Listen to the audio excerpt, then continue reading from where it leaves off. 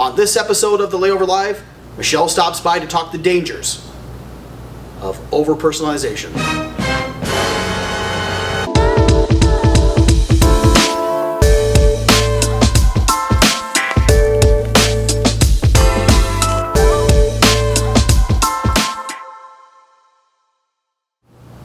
Hello everyone and welcome to episode 60 of the Layover Live, where we bring you the top article from the Layover each week. I'm Jason Swick, VP of Digital Marketing, joined here by Michele Barnes, Senior CRO Analyst. So Michele, welcome. Thank you. Yeah, I know we made it a little dramatic with the dangers, right? So it's not quite that dangerous. We're talking about personalization.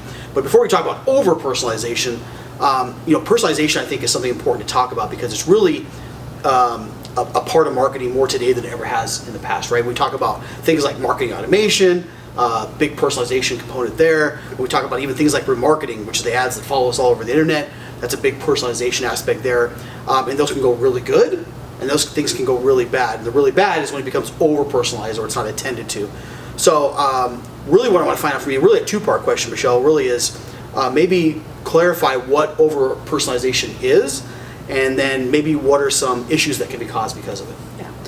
So like you said, personalization itself is really important. It's come to be an expected standard for people in the digital marketing age. Basically, they know that their information is out there and they expect you to know and tell them this is what you want based on what you know about them. Now, the dangers of over-personalization is sort of what we can akin to kind of like banner blindness, is that they start to see the same things over and over and over again because you've placed them in this bucket and now it's not unique or different from anything else. Basically, over-personalization becomes an issue when we start to archetype people as a single facet person versus discovering that they have multiple things that they might be interested in. Good point, yeah. So really the danger is that you start to bucket a person in one thing, you market one thing, but there's so many other things that they could be interested in that you're missing the opportunity of properly marketing to them a personalized experience. Yeah, it makes sense. I think about like social feeds oftentimes too. The algorithms have gotten so much more sophisticated over time, but if you start to like things in the beginning, right, you start to see a lot of those type of things as you're going through it. And if they just stick you into one bucket, now the algorithms nowadays are much more sophisticated, but in the beginning it wasn't. You liked a picture about cats, you got a lot of stuff about cats, or you liked something about someone playing sports, you got a lot about sports. So the problem is that with that, from what you're saying, is that if we stick somebody into one bucket, people are multifaceted. We may not know other things about them or present them other content that maybe influences the decision one way or the other, right? Yeah, so it's something to really, really keep an eye on. So in terms of keeping an eye on it then, what are some things that DMOs can do to really avoid over-personalizing their approaches, their messaging, their campaigns, those type of things? So one of the things that works well with our dynamic content and the way we personalize things is we use a weighted system. Okay. So if somebody is going throughout your website and they hit a page that might fit for a foodie personality, but then later on they start looking at like romance things, we can kind of weight the system to see, okay, they're showing a little interest towards this, they're showing some interest towards this.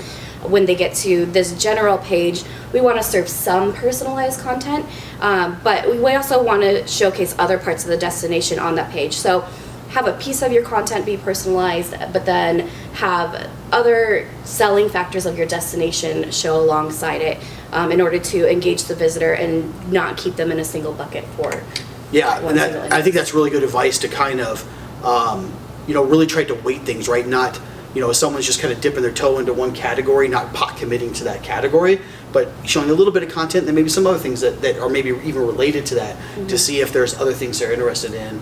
The worst thing is like getting that content, maybe you engage with a piece of content even like a year ago, and now you come back to a site and you're getting the same type of thing over and over again, when maybe you're looking for something totally different. So I think that's really, really good advice. Personalization tools are out there, you just got to be really, really careful with them, right?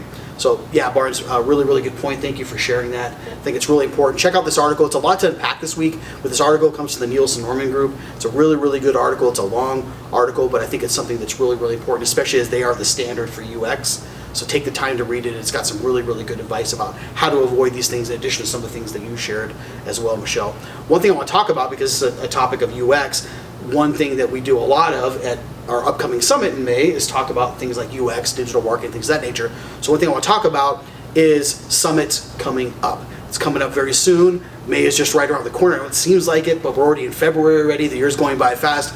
Make sure you take advantage of that early bird special. I know we're running that from a sign-up standpoint until March the 1st. So if you get a chance to go in there, we have incredible keynotes, incredible workshops. We always get really, really good sessions going. There's some really cool things with the closing party happening this year. So make sure before it sells out, you get your chance to get that early bird rate in there before the end of February. So other than that, thank you, Michele, for stopping by. Have a great day, everyone, and we'll see you next time.